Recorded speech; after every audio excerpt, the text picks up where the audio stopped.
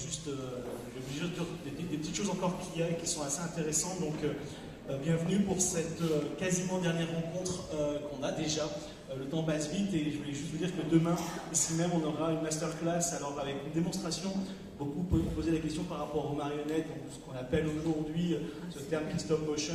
Vous allez avoir une démonstration demain, justement, de comment fonctionnent les marionnettes, les armatures, etc. etc. Donc, n'hésitez pas à venir demain pour ça, c'est à 10h30. Ensuite, à 15h30, vous aurez l'animation en marionnette de nouveau, en présence des réalisateurs de Même les souris vont au paradis, qui nous montreront aussi leur technique. Donc si vous voulez en savoir plus sur peut-être des choses un peu plus techniques, c'est ça. Et je vous invite à venir aussi demain à 14h, juste dans les rencontres, pour la dernière rencontre, avec Arnaud Lakishi, qui parle beaucoup, là, qui est juste derrière, voilà. Sophia Ekari, désolé pour la prononciation, mes prononciations, vous le savez, sont toujours catastrophiques. Et Amandine Fredon, et on parlera, puisque le directeur artistique a vu ça, nous sommes le 8 mars, la journée donc, des droits de la femme, on va parler. J'aimerais bien qu'on ne parle pas uniquement, même si évidemment c'est un moment, j'aimerais surtout savoir sur où on en est et qu'est-ce qu'on a encore à faire.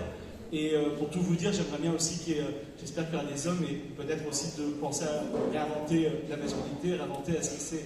Donc on parlera de tout ça, donc ça sera un grand débat. Et évidemment, au travers aussi l'animation, c'est intéressant parce qu'il y a beaucoup de petites souris. Donc voilà, donc c'est intéressant de voir évidemment tout ce qu'on peut faire. Donc voilà, après vous avez évidemment la clôture avec les prix. Et je regarde, et demain matin encore à 8h45, vous avez vu, il y a Perlins de nouveau qui passe, Dunia de nouveau en arabe, qui était très, très émouvant de le voir hier. Donc voilà, plein de choses. Et ce soir, pour finir, vous avez Souls aveugles, le fin endormi de Pierre Follès, qui sera dans la salle, d'après Haruki Murakami, grand auteur japonais. Et voilà, et si vous voulez voir aussi, même les souris vont au paradis, seront sur la place de l'Agora, donc à l'extérieur, et la dernière séance de compétition. Donc bonsoir Arnaud demain, merci beaucoup Arnaud d'être venu. Si je me demande, tu étais déjà venu pour Mémoire Fossile, il y a 15 ans. Ah voilà, donc c'est le retour, merci beaucoup de venir. Tu peux nous, puisqu'on va faire un tout petit peu informel le temps que les gens arrivent, de manière à, pas comme ce matin, devoir répéter les choses pour que les gens entendent bien. Ouais, tu peux peut-être nous parler de ton parcours, comment on devient producteur, réalisateur, scénariste, ce que tu es aujourd'hui, c'est quoi tes études et ton parcours? Ça, c'est la réponse que j'ai donnée pendant une heure. Sur les études, je voulais d'abord vous remercier d'être là, remercier Pika pour l'organisation, Mohamed Beyoud et toi aussi, Alexis, parce que c'est pas si fréquent qu'il y ait une table, non pas une table ronde ici, une rencontre autour de l'écriture jeune public. Je pense que ça serait intéressant, et j'aimerais bien avoir ton avis là-dessus, de mettre ça dans un contexte de l'animation, de l'histoire de l'animation, où pour le grand public, l'animation est jeune public. Ça date bien sûr d'il y a longtemps avec les Disney, et que notamment au travers du combat de l'AFCA, l'Association française du cinéma d'animation, il y a une volonté professionnelle forte de faire comprendre que l'animation est aussi pour les adultes, et que ce soit à travers des courts-métrages, des longs-métrages, de la série télé.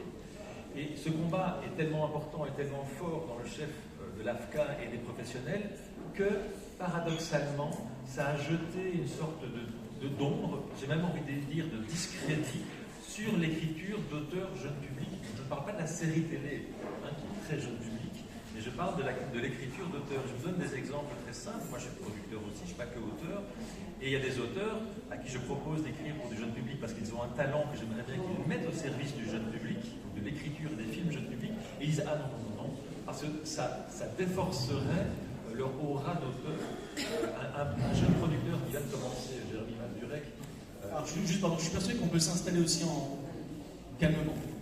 Je sais pas si c'est faisable, donc n'hésitez pas à le faire. Excuse-moi Arnaud, mais il y a beaucoup d'écho dans cette salle, donc c'est pas toujours facile. Pardon. À 30 ans d'expérience, je deviens un petit peu un vieux producteur. Donc il y a un jeune producteur qui a commencé récemment, pas loin de moi, et que j'aime bien. Je lui ai dit, est-ce que tu veux pas faire de la coproduction jeune public avec moi? Il m'a dit, oh non, non, non, pour mon image, je fais que de l'adulte.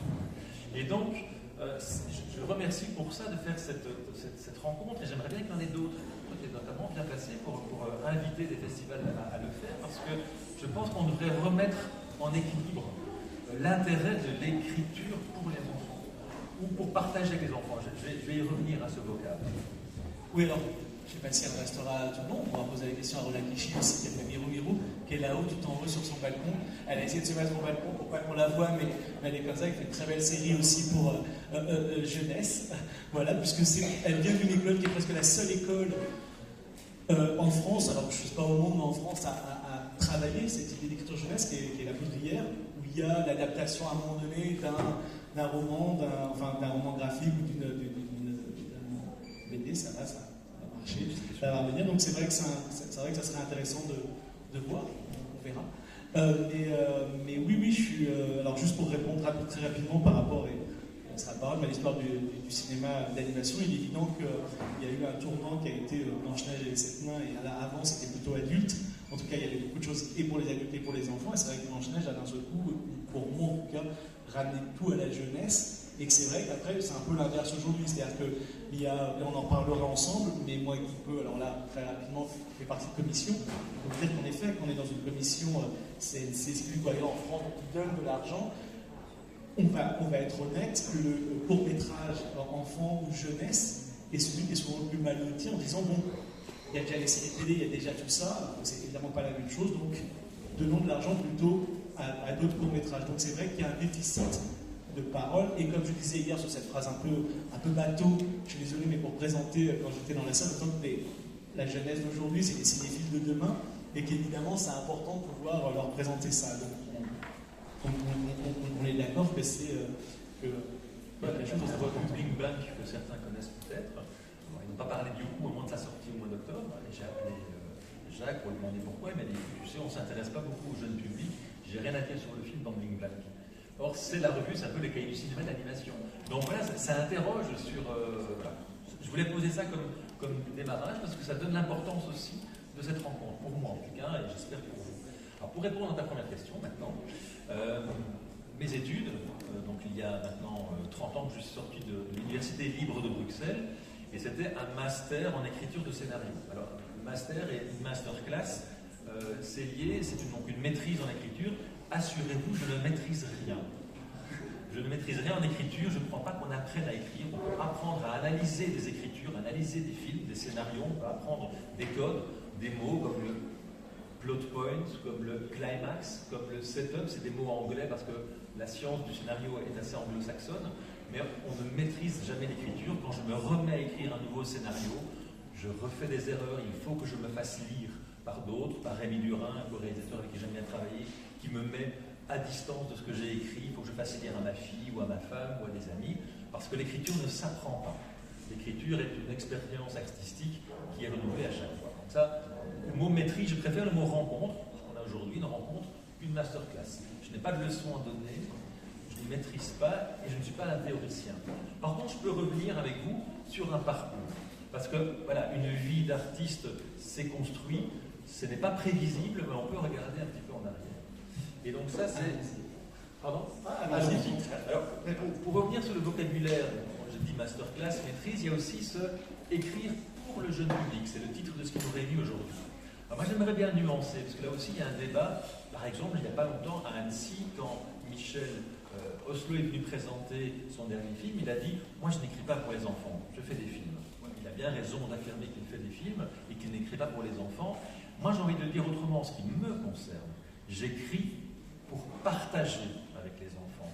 Et c'est très différent. Parce que finalement, qu'est-ce que j'ai envie de partager avec les enfants? C'est ce qui me concerne, ce qui me touche. Donc, ce sont des sujets d'adultes que je veux partager d'abord avec mon enfant quand elle était petite, ou même encore maintenant qu'elle a 15 ans, mais avec tous les enfants dans les salles de cinéma.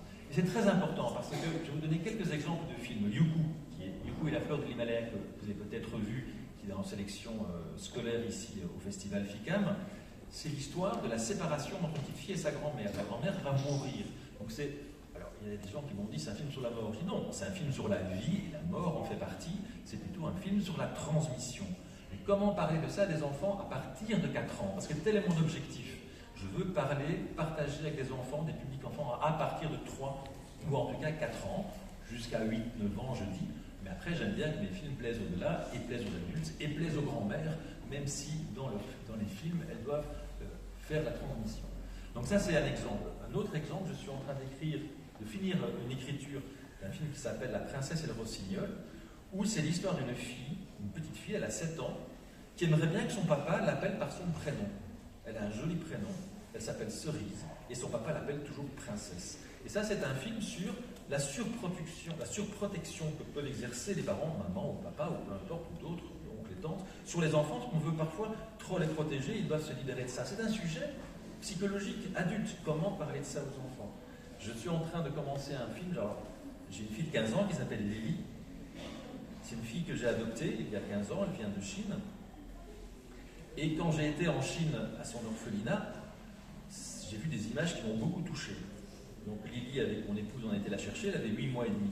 On a vu là des enfants de 5, 6, 7 ans qui étaient en mal d'adoption, à qui on ne confiait pas à des parents, ils étaient déjà trop grands.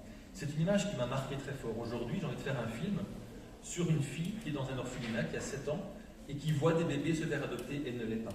Et elle se pose la question, où sont mes parents?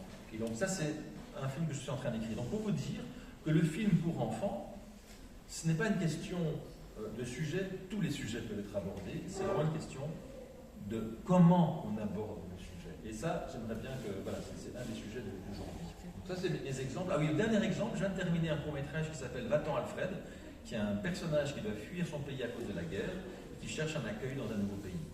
C'est un sujet contemporain, c'est un sujet qu'il faut partager avec les enfants, comment l'aborder avec les enfants à partir de 4 ans. Voilà. Je pourrais vous montrer des images. Voilà, donc ça c'est pour le contexte, encore une fois. Maintenant, le parcours. Alors, le parcours, je vais aller... Alors, j'ai 2 sites. J'ai un site professionnel qui est les Films du Nord, et j'ai le site Arnaud Demain. Mais je vais rester sur les Films du Nord. Quand vous allez sur mon site, vous pouvez voir mon catalogue par programme complet. Alors ça, c'est intéressant, je vais quand même vous en parler 2 mots. Vous voyez, Youkou est au centre, c'est un long métrage. Grosse colère et Hérisson, ce ne sont pas des longs métrages, ce sont des programmes de courts métrages. On va arriver à en parler de manière importante, mais je les présente de la même manière qu'un long métrage. Parce que des programmes de cours qui font entre 40 et 50 minutes, qui présentent 3 à 5 ou 6 courts métrages, ont le même potentiel, si pas un plus grand potentiel dans les salles de cinéma. Grosse colère et fantaisie, qui est sorti le 12 octobre 2022 en France, a dépassé largement les 200 000 entrées. Youkou, qui a été très apprécié, qui est sorti le 19 octobre, a juste dépassé les 100 000 entrées. Donc pour vous dire que le court-métrage jeune public a un potentiel dans les salles de cinéma.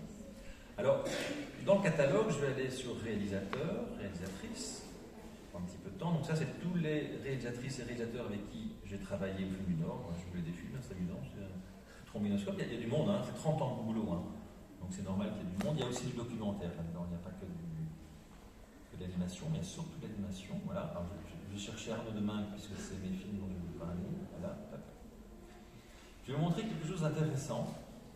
C'est le début de ma carrière en 2000, mais mon premier film d'animation en tant que réalisateur. Non.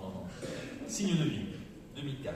À l'ombre du voile, L'évasion, La Vita Nova. Vous voyez, c'est des films en noir et blanc.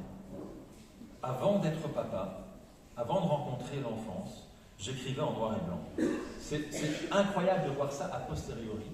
Je n'étais pas capable de penser mon cinéma en couleur tant que je n'étais pas à parler aux enfants. Qu'est-ce qui se passe sous un coin de ciel bleu? Vous voyez, c'est un film en bleu et en rouge. Il n'y a pas toutes les couleurs. Ça, il faut que je raconte l'anecdote quand même. C'est mon dernier voyage au Maroc. J'étais invité par des amis. Ils me préparent un très bon méchoui, un peu trop lourd à mon avis, j'en ai un peu trop mangé. Et j'ai fait une nuit avec des rêves incroyables et j'ai rêvé ce film. Voilà, ce film est né au Maroc, grâce à un méchoui un peu trop gras. Je pense qu'il y a quelque chose, il faut avoir le méchoui comme possibilité d'écrire des scénarios, des histoires. Là, vous avez un filon incroyable. Merci Arnaud. Voilà. C'était quel film? Pardon? Quel film, pardon? Le nom du film? Le film, c'est celui Sous un coin de ciel bleu. Ah, en bleu. Sous un coin de ciel bleu. Et en fait, qu'est-ce qui se passait? En fait, j'étais en procédure d'adoption. Donc, ça fait longtemps que c'est très long. La procédure d'adoption est un processus très lourd et très long et très. Il y a de la souffrance. Et donc, les rêves sont là pour exorciser les souffrances. Et j'ai fait un rêve sur l'attente de l'enfant. Et en me réveillant, j'étais très ému.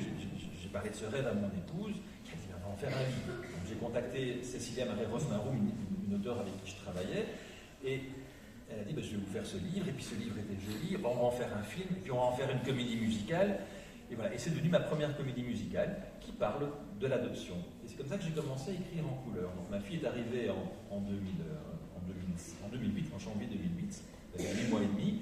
J'ai encore terminé 2 films en noir et blanc que j'avais déjà écrits avant son arrivée. Et pendant ces années-là, de 2009 à 2014, l'année du parfum de la carotte, si vous voyez, là, qu'est-ce que j'ai fait? Eh bien, tous les soirs, un soir sur deux, parce que j'échangeais avec mon épouse, un soir sur deux, je lisais 3 histoires à ma fille. 3 histoires pour jeune public, non pour enfants.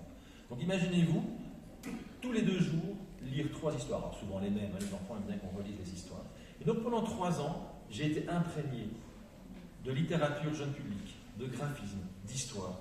Et en fait, en tant qu'auteur, tout d'un coup, j'ai fait un switch et j'ai écrit Le parfum de la carotte. Alors, je clique sur Le parfum de la carotte, qui est là à 26 minutes. Alors, pour être plus précis, je vais retourner sur mes programmes complets. Et je vais retourner sur Le parfum de la carotte, mais le programme. Oui, c'est à partir de ce moment-là où tu as eu envie de faire des programmes, c'est ça, et puisqu'il y a évidemment des films qui sont sur la carotte. Oui, alors, je vais revenir un petit peu en arrière pour répondre à ta question. Mais d'abord, c'est quoi le programme Le parfum de la carotte? C'est un 26 minutes, Le parfum de la carotte. Donc, c'est pas assez long pour sortir en salle. Donc, je me suis dit, je vais écrire ou produire, faire appel à des auteurs pour faire 3 films autour de la carotte, autour du partage, autour de la nourriture. Donc c'est Anne Viel qui a écrit La confiture de carotte.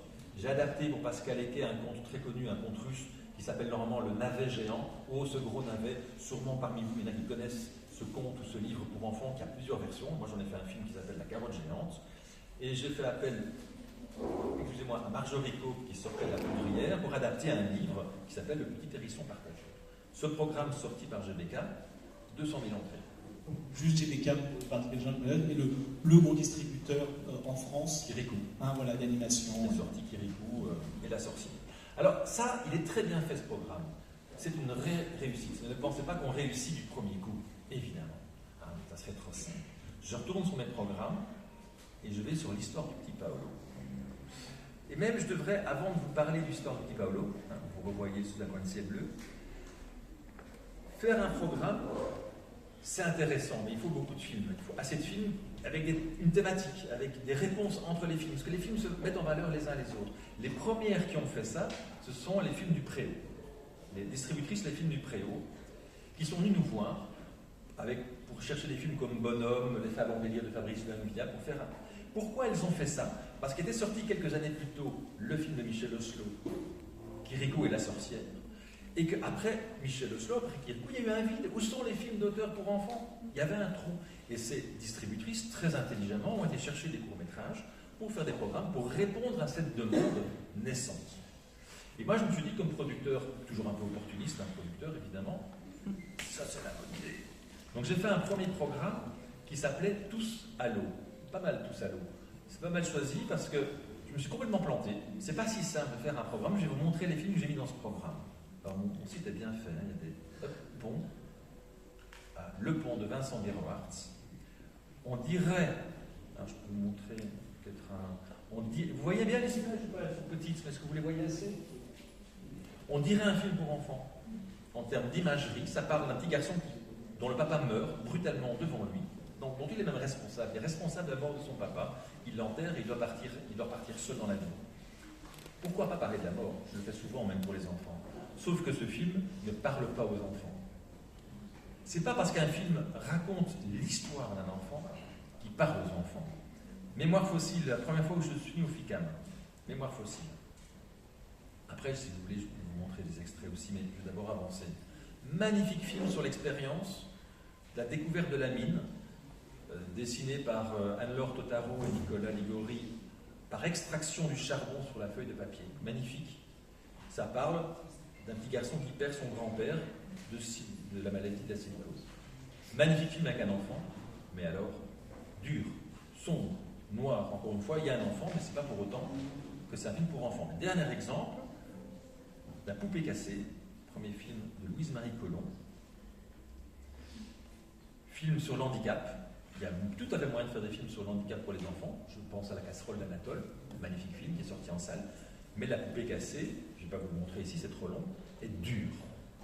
Termine durement. Et j'avais mis tous ces films très naïvement ensemble, en appelant ça Tous à l'eau pour une raison, parce qu'il y avait un film autour de l'eau. Et les profs, les enseignants sont venus me voir en me disant mais il faut un psychologue pour nous accompagner.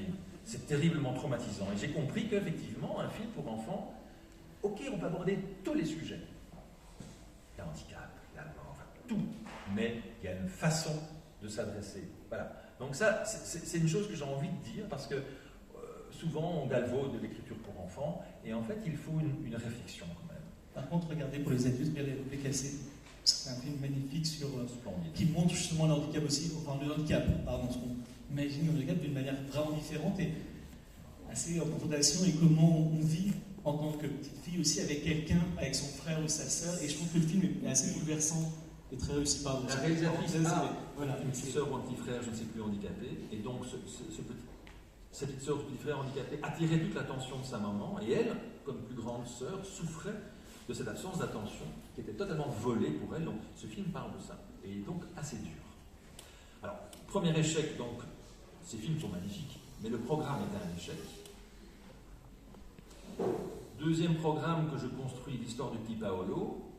On avait fait ce très joli film de Nicolas Ligori autour de la création, de la naissance de l'accordéon diatonique. J'avais sous un coin de ses plumes une comédie musicale sur l'adoption, dont je viens de vous parler.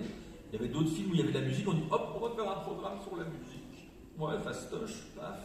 Bon, jamais ce programme a été amorti financièrement, il n'a pas dépassé les 50 000 entrées. Faire un programme pour les enfants, c'est pas juste mettre des films ensemble avec une vague thématique, c'est vraiment penser à une adresse complète. Et c'est comme ça que je suis arrivé finalement à réussir un premier programme, Le Parfum de la Carotte. Bon, après Le Parfum de la Carotte, comment continuer? Comment continuer à réussir à faire des films pour les enfants qui sortent dans les salles de cinéma comme un long métrage, film court métrage. J'ai été beaucoup invité, j'ai beaucoup tourné avec Le Parfum de la Carotte. Et je me suis rendu compte que les enfants, les parents, les enseignants, les salles de cinéma aimaient bien la parole du réalisateur ou de la réalisatrice qui accompagne son film. Vous aimez tout ça, vous aimez les festivals. Mais comment faire pour accompagner tous ces films? On n'est qu'une seule personne. Je me suis dit, je vais concevoir une petite ambassadrice que je vais appeler la chouette du cinéma et qui va présenter les films et qui va créer un lien entre les films et qui va donner des clés de lecture au film. Alors, le premier programme, c'est la chouette entre veille et sommeil. Alors, là, je vais vous montrer un petit extrait. Voilà. On comprenne comment la chouette fonctionne.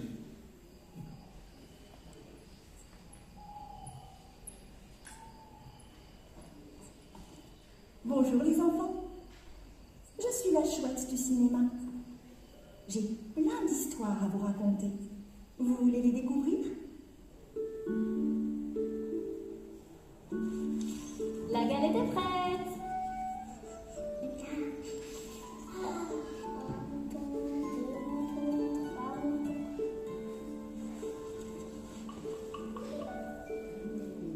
Il faut de la soupe aux cailloux. 5 minutes, c'est vraiment pas beaucoup.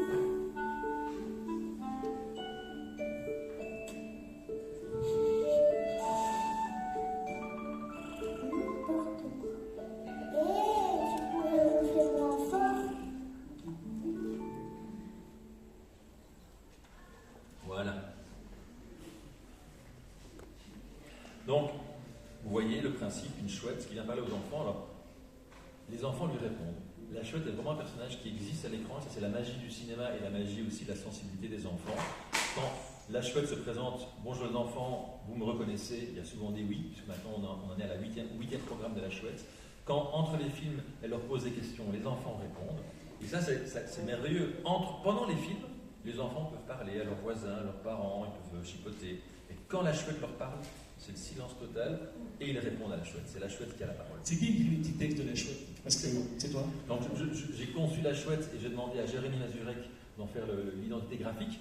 Et je lui ai demandé de s'inspirer de, là on voit plus son image, de la chouette d'une petite fiole de parfum du 4e siècle avant Jésus-Christ qui est au Louvre et qui est en fait la petite chouette d'Athéna. Qui est une petite chouette en céramique, pas plus grande que ça, et qui a exactement les couleurs de la chouette du cinéma. Et j'ai fait ça comme un clin d'œil à des racines culturelles du conte, parce que là, Athéna, c'est un mythe, j'aime beaucoup traiter le conte. Voilà, donc la chouette vient graphiquement de là, et j'écris les textes de la chouette, parce que c'est un peu mon alter ego. Pourquoi j'ai choisi ces films? Qu'est-ce que je mets dans ces films? Je donne des petites clés aux enfants, et c'est Laurence, mon épouse, qui fait sa voix. Voilà. Comme ça, on reste en famille. J'ai vu une peluche ou des choses comme ça. Il y a aussi Et vous essayez ou non? C'est juste pour la personnifier justement encore Oui, plus alors aux enfants. la peluche, alors je ne veux pas du tout de marketing, je ne veux pas du tout de merchandising avec la chouette elle est que là. C'est les distributeurs CPF qui ont voulu faire un cadeau aux exploitants après je ne sais plus quelle édition en disant on fait une grosse fête pour nos 10 ans, nos 15 ans, nos 20 ans, je ne sais plus, à une rencontre AFCAE et ils ont offert la peluche de la chouette aux exploitants.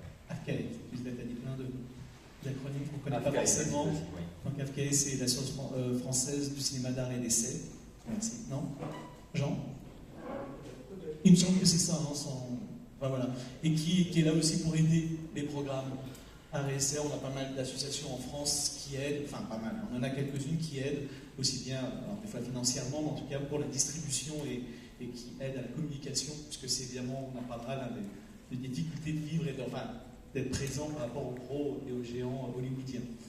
Oui, mais paradoxalement, les programmes de cours ont moins de problèmes non pas pour être visuellement présents, médiatiquement présents, parce qu'on passe sous les radars des gros médias, mais on est beaucoup plus présent auprès des publics. Du coup, mon premier long métrage, La fleur de l'Himalaya, on en a beaucoup parlé. Il y a eu beaucoup de presse quand même, une très belle presse. J'ai gagné en notoriété grâce à ce long métrage, mais qui a marché plus de 2 fois moins bien en termes de nombre d'entrées que mon dernier programme, Grand scolaire et fantasy.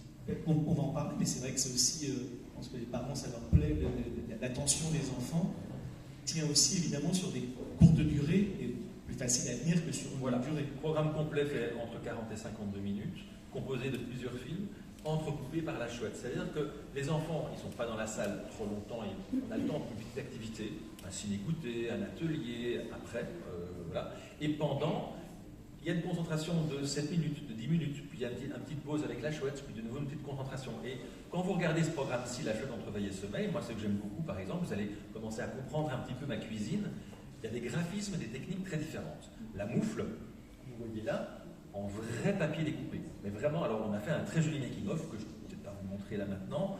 Hein, il y a plein de bonus qui sont faits autour de la chouette et il y a un making-of, je ne sais pas où il est. Voilà. La chouette découvre la moufle, un making-of qui explique aux enfants comment on fait un film en réel papier découpé. C'est très joli, ça dure un peu longtemps pour vous le montrer là. La soupe aux cailloux, qui est un conte traditionnel, j'aime beaucoup adapter les contes traditionnels, c'est aussi du papier découpé, mais numérique. Voilà. Une autre esthétique, une autre technique. Le film Conte les moutons est l'adaptation d'un livre de Mireille d'Alancé, 2D traduit. Voilà. Donc quand vous regardez, et prendre un autre exemple, Une autre paire de manches, c'est une écriture originale, c'est le premier film de Samuel Guénolé, c'est un petit conte contemporain, enfin une histoire contemporaine d'une maman qui doit habiller son fils avant d'aller à l'école et puis qui préfère jouer que de s'habiller. Donc c'est des contes, des techniques, des visuels différents, donc c'est une richesse et une palette en fait. Et de créer une famille, Clémentine Romac qui a fait 2 films, Jean parce qu'elle qui revient aussi régulièrement, Fabrice Montpellier qui est parti aussi un peu, mais qui a fait beaucoup de films avec qui tu travailles, qui a fait beaucoup de films. Rémi Gurin, c'est ça, c'est aussi ça, c'est quelque part parler aux enfants, c'est pas mal d'avoir cette famille qui suit, qui commence à comprendre comment t'écris, comment toi, enfin, ce qui t'intéresse dans ces programmes-là. C'est vrai qu'il y a peu d'auteurs qui acceptent de d'écrire ou de réaliser pour le jeune public. Donc quand on s'entend bien, on a du travail à faire ensemble. Il y a des gens avec qui je travaille depuis plus de 15 ans. Nicolas Ligori, j'ai produit tous ses films, même si lui ne fait pas que du jeune public. Mais oui, je travaille beaucoup en famille avec des auteurs que je connais bien, mais de toute ma vie, en 30 ans, au moins chaque année, j'ai fait au moins un premier film. J'ai toujours aimé mettre le pied à l'étrier de jeunes auteurs, de jeunes réalisatrices ou de réalisateurs. Il y a quasiment tous les ans un premier film dans mon catalogue. Un premier film, ça veut dire quelqu'un qui fait son film pour la première fois. C'est important. Donc, si vous voulez, je ne sais pas si ça vous intéresse pour comprendre un peu la cuisine des programmes que je traverse. Je ne sais pas ce que tu en penses, Alexis. Un peu les autres. Donc, je vous ai montré Parfum de la carotte, La chouette entre veille et sommeil.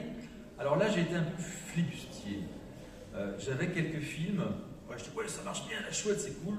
J'avais quelques films très cartoon, beaucoup plus légers en termes de graphisme, mais assez drôles, comme les films de Fabrice Luangvia, La femme en délire. Et je me suis dit, je vais faire un programme léger, humoristique. Ce qui ne veut pas dire qu'on dit des bêtises aux enfants. Par exemple, La Fontaine fait son cinéma. Bon, je peux vous montrer peut-être un petit extrait. Je ne sais pas quel extrait c'est. Hein. Quand je fais ça, c'est un peu au hasard. Scène 2. Scène 1, prise 1. Clap. Maître Corbeau, sur un arbre perché, tenait en son bec accessoiriste. Un collet de frites, Mais non, une pizza, non, non. un poisson, un cheeseburger, un steak, un sac de riz, un jambon. Ah, enfin. Allez, en place. Scène 1, prise 2. Maître Corbeau sur un arbre perché tenait dans son bec un fromage. Maître Renard, par l'odeur alléchée, alléché le renard. On pourrait pas avoir un autre fromage? Accessoiriste.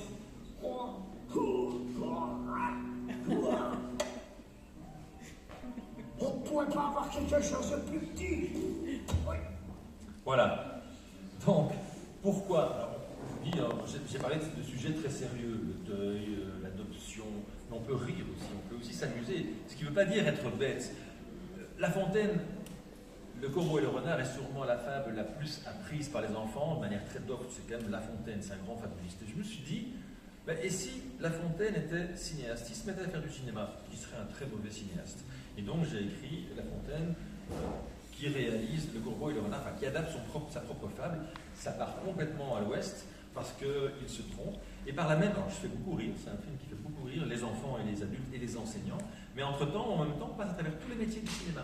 L'accessoiriste, le régisseur, le caméraman, l'ingénieur du son. Et donc ça permet de faire une petite éducation à l'image en rigolant. Voilà. Donc j'ai des thèmes sérieux, j'ai des thèmes adultes, mais bon, j'ai gardé, je crois, mon cœur d'enfant, et puis j'espère que vous aussi, et que c'est gai de rire. Donc, rions avec ce programme, et vous allez voir, je vais vous montrer le pingouin. Le pingouin est... Attends, je vais sur la page du pingouin, comme ça vous allez voir des images.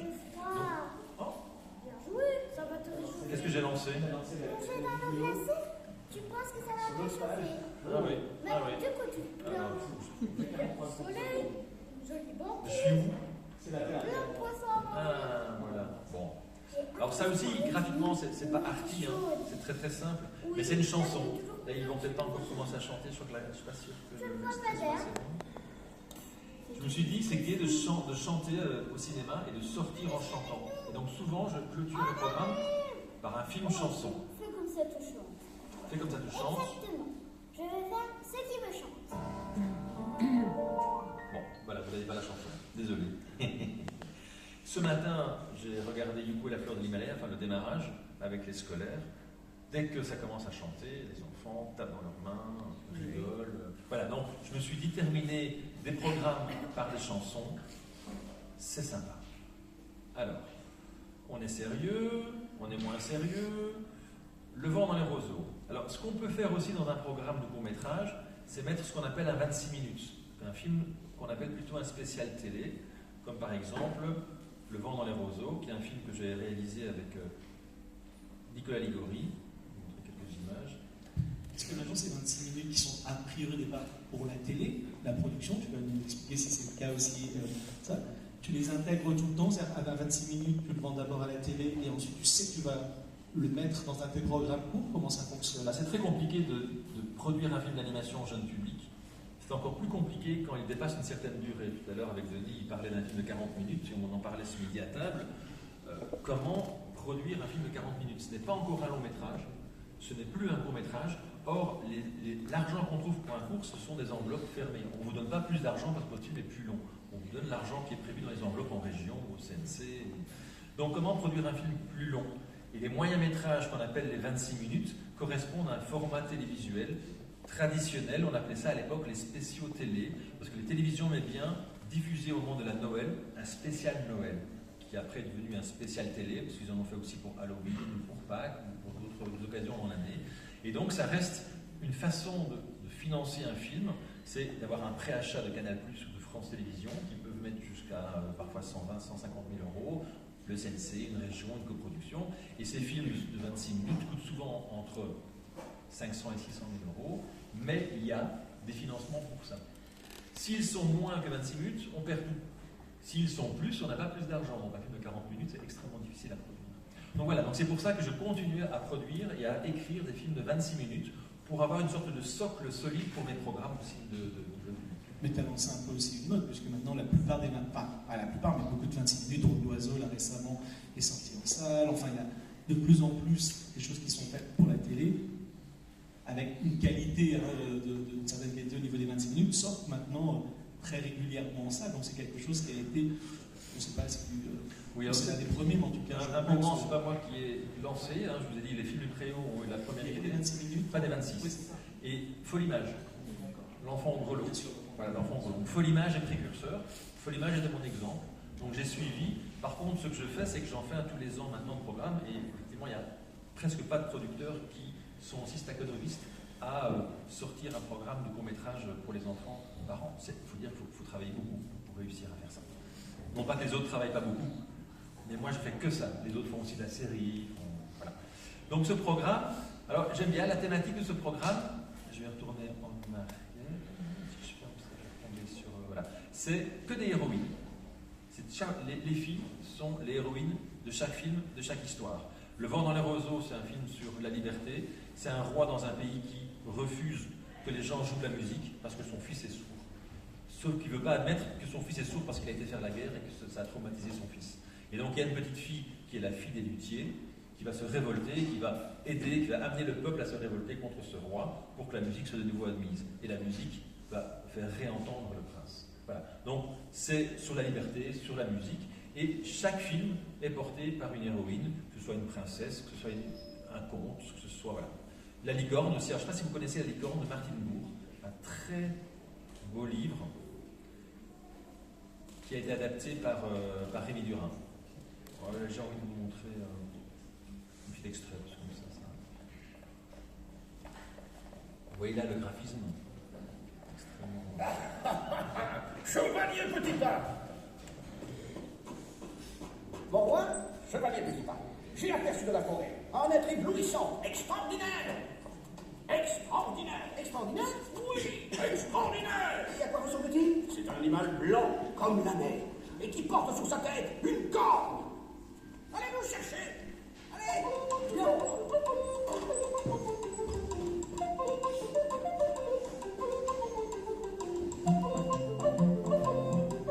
Entends cela?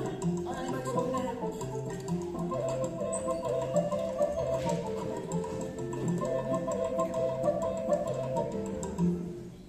Alors, est-ce que vous voulez, et est-ce qu'on a le temps de regarder le making-of de ce film? Si on a le temps... où est-ce qu'il est? Oh, il n'apparaît pas sur le... Il faut que je fasse le bureau. Alors, est-ce que, pendant que tu cherches, j'ai une question quand même, est-ce que toi, le fait d'être dans le festival, parce qu'il y a un petit côté, ces programmes de cours, comme on a fait les films Préau avant, puis toi, il y a un petit côté programme de court-métrage qu'on peut voir en festival pour les plus grands, comme on a vu hier, c'est-à-dire mélanger des styles, mélanger des thématiques, mélanger. Il y a eu ça t'est venu un peu de là, je sais pas, cette idée de te dire, ah bah tiens, c'est bien, je vois, on va faire un mini FICAM, Annecy, ce qu'on veut pour les enfants, et on va leur montrer justement la richesse, la diversité de l'animation. Alors c'est assez différent. Un festival sélectionne les films de l'année, et une fois qu'il a sélectionné ces films, il faut qu'il compose des programmes. Vaste question, et c'est compliqué. Moi, je suis aidé par le fait que je suis producteur de tous les films qui sont dans mes programmes. Je ne vais pas les chercher à l'extérieur. Donc souvent, ça commence par un premier film, voilà, Le vent dans les roseaux, qui parle de liberté ou une héroïne. Donc c'est une alchimie de 3, 4, 5 ans de travail, un programme. Donc là, je suis en train de travailler sur les programmes qui vont sortir en 2024, en 2025, en 2026. Et donc, au fur et à mesure, je choisis des auteurs, je choisis des thèmes, je choisis des livres, je choisis des contes pour avoir une cohérence dans un programme. Parce que c'est très important. Dans ce programme du vent dans les roseaux, il y a le premier film, par exemple, de Anaïs Sorrentino, que j'avais rencontré à Lille. C'est un film très fragile.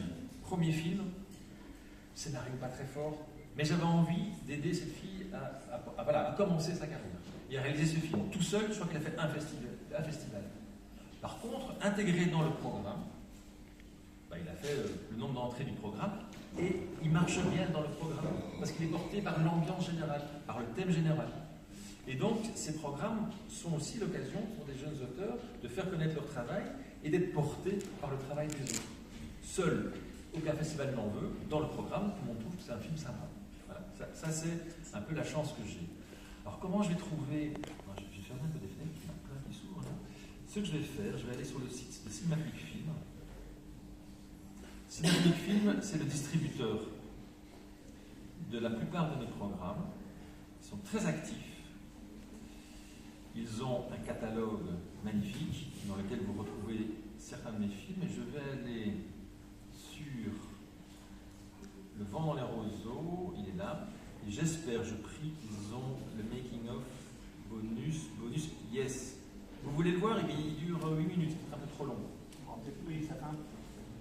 Bon, on a quelques minutes pour discuter un petit peu. Vous avez envie ou pas? Oui. Est-ce qu'on aura le temps de poser des questions? On aura le temps de poser des questions, bien sûr.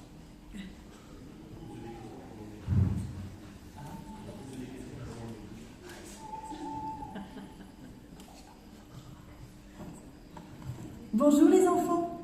Avez-vous vu le court-métrage La Licorne? Nous allons partir ensemble à la rencontre des créateurs de ce petit film, en commençant par celui qui a choisi l'histoire, le producteur.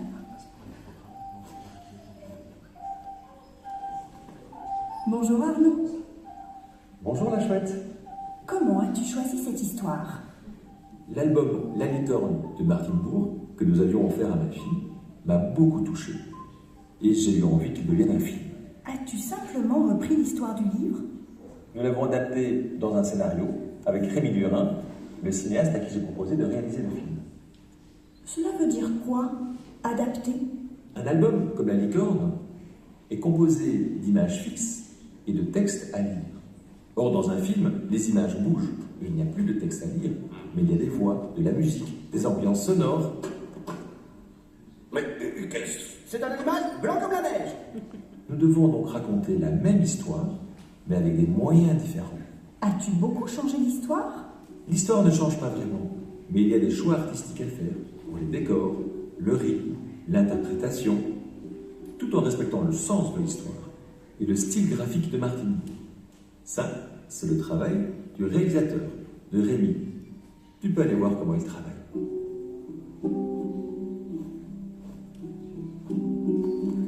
Bonjour Rémi. Bonjour la chouette. Peux-tu me dire ce que tu es en train de faire?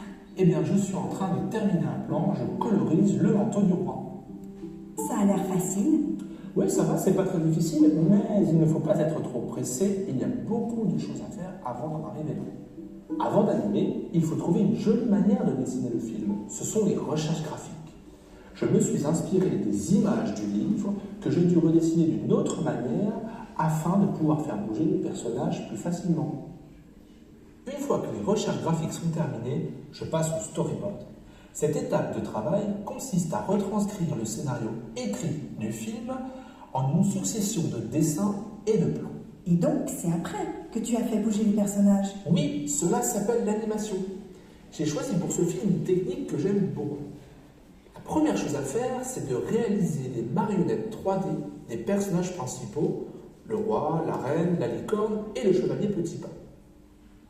Ces marionnettes 3D sont réalisées en fonction de croquis et de dessins que j'ai réalisés pendant les recherches graphiques. Ce n'est pas très joli.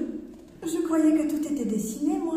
Oui, bien sûr, tout est dessiné, mais pas tout de suite. Je te propose d'aller rejoindre Paul et tu verras ce que nous faisons de ces marionnettes 3D. Bonjour Paul. C'est toi qui anime les personnages? Salut la chouette. Tout à fait. T'as bien compris. Dans un film d'animation, il faut faire bouger les personnages, les animer. J'utilise un logiciel à l'ordinateur avec des marionnettes en 3D. Dans ce plan, le roi arrive sur le dos de son cheval au galop comme une flèche. Il vient de voir dans la forêt la licorne et tout l'ignorait. Il vient prévenir sa reine. Il va rentrer par la porte ici. Ensuite, il va sauter de la selle à peu près au milieu de l'image. Et puis, il va sortir à gauche de l'écran. Pour l'instant, je n'ai que 3 positions. Mais pour créer le mouvement, je vais devoir en créer plein d'autres. Je vais te faire une démonstration. Regarde, je prends le roi et le cheval, je vais aller un petit peu plus loin, je vais lui faire avancer ses sabots vers l'avant, la jambe arrière décolle du sol. Dernier détail, je vais relever un petit peu la queue du cheval. Là, je crée une nouvelle position. La position d'avant, c'était ceci. Et voici la nouvelle position. On a déjà une légère notion de mouvement, comme tu peux voir. Alors ça prend énormément de temps. Pour un plan comme ceci, je dois faire environ 40 ou 50 positions, et donc ça va me prendre la journée. Et si tu veux, je peux déjà te montrer le résultat final. Regarde. Le roi arrive par la porte, le cheval se jette en avant et donne un coup de frein avec ses sabots. Le roi saute de la scène et court en sautillant vers sa reine. Là, j'ai fait tout un enchaînement d'oppositions, mais tu vas me dire que ça a l'air très saccadé pour l'instant. Mais si je lis ça à vitesse réelle, ça donne ceci. Et voilà, on a le mouvement. C'est tout gris. Ça ne ressemble pas du tout au dessin de Martin Bourg. Ouais, c'est vrai, tu as raison. C'est une image vraiment brute. Mais ne t'inquiète pas, il y a le coup de crayon de Rémi qui va repasser par là, et par magie, il va transformer cette image en quelque chose qui ressemble beaucoup plus au livre. Alors, je te conseille d'aller jeter un œil chez Rémi, il va te faire une démonstration. Dis donc, c'est plein d'étapes compliquées, la fabrication d'un dessin animé. Oui, c'est un vrai travail d'équipe. Plus de 15 personnes ont travaillé sur ce film. Mais tu vas être contente, je viens de recevoir le plan terminé de Paul. Je vais pouvoir commencer à le dessiner, le coloriser, afin d'arriver au dessin que tu connais. Là, j'utilise l'animation en 3D que Paul vient de terminer, en la prenant comme modèle pour réaliser le dessin définitif. On la voit en transparence. J'ai choisi de garder un trait vif et dynamique, car c'est une manière de dessiner que j'aime beaucoup. Grâce à un logiciel d'animation spécial, je peux dessiner sur mon ordinateur chaque dessin l'un après l'autre. Puis, une fois que tout est dessiné, je cache l'animation en 3D qui ne me servira plus, et je peux enfin coloriser le plan. Lorsque tous les dessins sont colorisés, le plan est terminé. Ouf. Pour ce plan, j'ai dû dessiner et coloriser 34 dessins. Lorsque je les fais défiler l'un après l'autre, on a l'impression que le roi et le cheval bougent. C'est super, non? C'est magique. Allez, on va arrêter là. Bonjour Jérémy. Bonjour la chouette. Après, on va parler du compositing, on va parler du son, mais Alexis m'a demandé d'un. Vous pouvez regarder, c'est juste qu'on ait du temps pour. Ah bon, pardon, j'ai coupé justement. Voilà, tout ça est sur le site de CPF, sur le mien. Voilà, vous notez les sites et après ça permet d'avancer un petit peu les choses. Donc, on peut, c'est vrai, partir sur quelques sujets et tu peux peut-être nous les. Voilà, par rapport à tes programmes, en parler un tout petit peu. Moi, j'aimerais avoir des choses comme par exemple un scénario original ou d'adaptation. Évidemment, alors on peut parler des différences, mais aussi pour la jeunesse, qu'est-ce qu'il y a de particulier pour écrire? C'est-à-dire que les gens qui peuvent écrire aujourd'hui, tu avais dit que c'était différent, qu'on pouvait écrire sur des sujets très forts, mais voilà. Comment on fait quand on est un adulte pour écrire pour les enfants, même si on a son âme d'enfant, on n'est pas un enfant, on n'est plus un enfant. Donc comment on fait? Même moi qui ai une pratique, j'ai envie de dire quotidienne, il faut régulièrement, sur ma fille maintenant elle a 15 ans, quand ma fille avait 3, 4, 5, 6, 7 ans, elle était ma source d'inspiration, il suffit que je la regarde dans la journée pour comprendre comment m'adresser aux enfants. Maintenant qu'elle a 15 ans, c'est plus du tout le cas. Donc il faut régulièrement regarder les enfants pour se souvenir qui ils sont. Quand je vais dans une salle de cinéma, c'est ce que je fais. Je dis, ah oui, ils sont petits, ils paraissent très petits maintenant, voyant 4 ans, et c'est à eux que je dois m'adresser. Et donc j'essaye de me souvenir à chaque fois de l'âme d'enfant, la sensibilité d'une enfant, sa peur, sa sensibilité. Il y a plein de choses que je veux lui transmettre qu'il ne comprend pas encore, mais qui vont laisser des traces. Donc toujours rester en contact avec les enfants. Visuel, partager des choses. Ensuite, il y a toute la littérature pour enfants, beaucoup d'albums illustrés, il y a les contes, et puis il y a vos expériences de vie et vos souvenirs. Moi, l'adoption est un souvenir très fort, j'ai envie d'en faire un film. Je peux tomber sur un conte, je lis un conte au moins par jour le soir. Tout à coup, il y a un conte qui me dit ça me permet de parler de tel sujet. Et alors, j'ai envie d'adapter. Beaucoup de contes existent et sont des contes qui sont millénaires, qui sont centenaires et qui ont des versions différentes. Vous pouvez très bien continuer à vous inspirer de ces contes-là pour écrire. Et puis, il y a des livres adaptés. Alors, pourquoi adapter un livre? Il y a plein de raisons. Il y a des raisons pour qu'ils disent je vais prendre Grosse Colère, le 8e programme de La Chouette. Il y a 2 adaptations de Mireille Dalancé. Il y a Grosse Colère, que vous connaissez peut-être, et Quand j'avais peur du noir. Grosse Colère, qui connaît Grosse Colère? C'est un livre qui est assez connu où un enfant fait une crise de colère et sa colère, elle est formalisée par un monstre rouge qui sort de sa bouche. Et donc, beaucoup d'enseignants utilisent ce livre en classe pour parler à l'enfant de la maîtrise de ses émotions. Et tout ce programme est du coup autour des émotions et de la puissance de l'imaginaire, de ce qu'on peut faire avec son imaginaire. Donc là, c'est à la fois un livre intéressant à travailler parce qu'il est travaillé en classe et donc il va porter le programme. Je vais donner à tout le programme le titre de ce livre parce que tout de suite les enseignants, on a 80 000 entrées scolaires en 2 mois, parce que tout de suite les enseignants ont dit « Oh, on va aller voir ça. Donc là, il y a à la fois l'intérêt du livre, et moi, en tant que producteur, c'est comme choisir Tom Cruise, ou voilà, choisir quelque chose qui va attirer l'attention du public. À l'intérieur de ça, je peux aller adapter des livres qui me plaisent et qui sont beaucoup moins connus. Aussi de Mireille Delancé, quand j'avais peur du noir, moi j'avais peur du noir quand j'étais gamin, vraiment très peur. Et j'avais des fantasmagories pas possibles, quoi. Je cachais des nounours, je pensais qu'on allait venir les voler et tout. Donc j'avais envie de parler de cette expérience-là, et ce livre m'a permis. Et ce livre n'est pas connu, parce que Mireille Delancé m'a dit « Arnaud, mais t'es fou d'adapter ce livre, moi je le lis plus tellement qu'il fait peur aux enfants. » Je dis « Oui, mais il y a moyen, avec de la musique, avec de l'humour, avec certaines choses, d'adapter ça aux enfants, et ça marche très bien. » Donc voilà, on choisit ses livres en fonction de ses propres émotions. Quand j'ai dit au début de l'intervention, ce sont des sujets d'adultes, ce sont des souvenirs d'enfance par un adulte, c'est l'envie d'un adulte de parler à un enfant, que ce soit le sien ou les autres, d'un enseignant, voilà. Donc, il faut se laisser son inspiration, c'est vous, en tant qu'auteur, qui êtes la première caisse de résonance de votre écriture. Donc, il n'y a pas de truc, c'est plutôt sur un moment donné je répète toujours un peu ce terme qui peut être un peu trop facile à l'instant, mais il y a à se faire confiance aussi dans la manière dont on écrit. Et...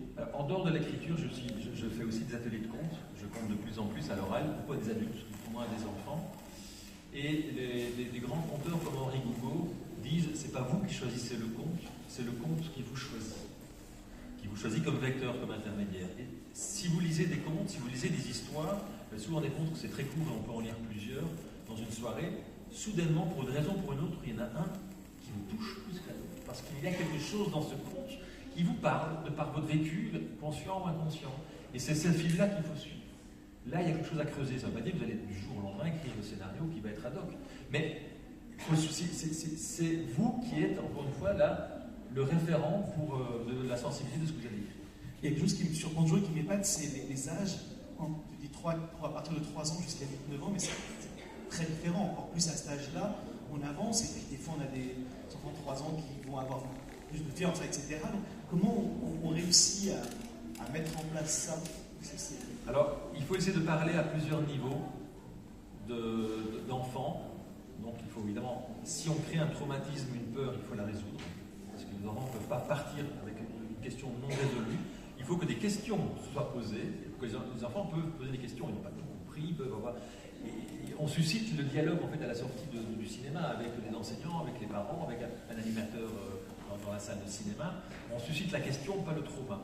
Et donc il faut savoir parler effectivement à plusieurs niveaux d'enfants. Comment? Alors ça c'est une sensibilité qu'on développe. Moi j'aime bien surtout parler à tout le monde. Yuko et la fleur de l'Himalaya, il y a des adultes qui sont venus me dire qu'ils étaient très touchés. J'ai même un vieux copain, vraiment un homme assez âgé, ça a dû me toucher très fort, cette histoire de Madrid, Jacques Campens, que tu connais peut-être, en Belgique. Il est venu me pleurer dans les bras après avoir vu ce film. Je me suis dit, voilà, j'écris un film pas que pour les enfants. En fait, j'écris un film à partir de 4 ans, mais j'espère toucher tout le monde. Donc c'est vrai que c'est une sensibilité qu'on développe, qu'on a tous, hein, je suppose, quand même. Une question peut-être un peu sur la production en elle-même.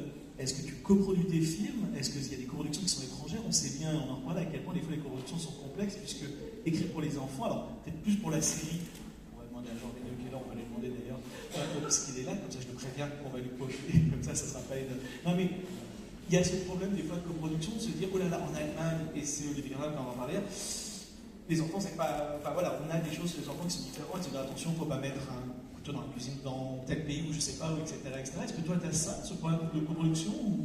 Les financements sont très difficiles à trouver pour le jeune public, donc la coproduction est fondamentale. Donc soit je suis à l'initiative d'un projet et soit je trouve le financement, si je ne le trouve pas, je vais chercher des copains, des financeurs, vivant lundi en Bretagne pour un fonds breton, en Suisse, Nadasdi.